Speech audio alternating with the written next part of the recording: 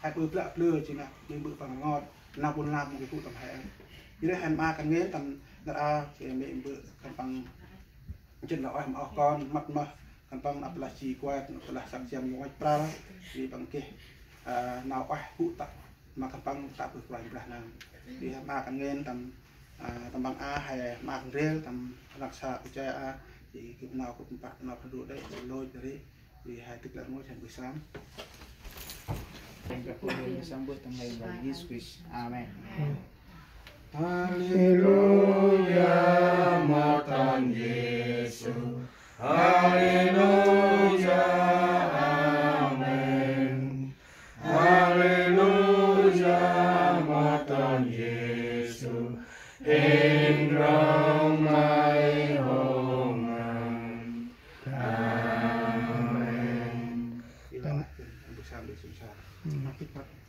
Hallelujah, hallelujah, bực còn được ơi đang chỉ lọt hình trong đấy trong xa quên nên giờ nên bằng rất là quẹt mà con bằng tay nhận bằng tầm ngấp tầm cô chỉ chấp tầm nó cho mày ở bên đường nó hình trong xa anh từ nó quẹt mà lại nó cũng là rừng tóc lại được rồi pun kemana tentang perusahaan kita wahlam ang kondisi sama tam pang tema tam sak Yesus. Amen. Ini berkait yang ciptaan tahun narang akan naik.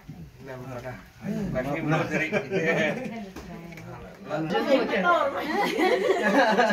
Oh ya betul. Mày vừa chụp nó quảng ngoan vậy. Quảng ngoan ăn thừa mày. Mày cắt ở chơi quảng ngắn mày vào bao ảnh tỏ. Rồi phi lên lá để thịt lên lá. Từ xả và phi. Bởi gì vậy hả? Chứ là cùng em vừa ăn thì mấy ăn tôi hả? Xả thì xả. Happy meal. Happy meal. Xem tên đôi happy meal. Mà làm mà con mà ăn quá ai cũng này cho bông chung lại lại mày ăn mà bà mày wow mày đừng quả mày ăn lại cũng quan mày cụ cho bông nhá Chăm bơm bơm anh tâm là ai Linh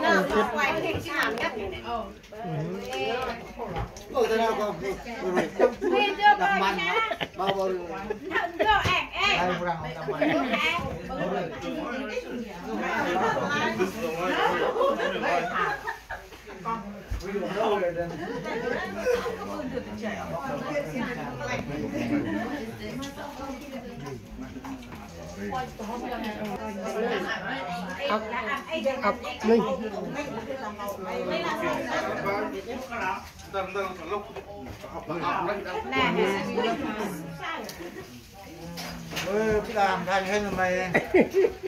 đây là ngày ngày đồ ăn bên về people bị bại biar nggak hand prime mungkin bepom kita tahu misalkan hand cincin ini apa dari penjara Alo. Em lấy mẹ ra đi. Ông muốn là ông làm được mà lên thì rồi ông á. Ai ta hay mấy bay sang ai là bè cha ai bay con mẹ ra đi. Cái bên Nam kia là chụp Họ mới lâu nè mẹ.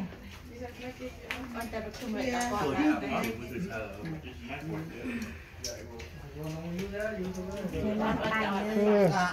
sang ông em bơm bơm anh ông mà vừa đi nè đi làm ngồi lòng ta làm ngồi thầm mày đi kiếm được ai tài cái đồng tầm rừng ra đó ha thầm mày quay nhỏ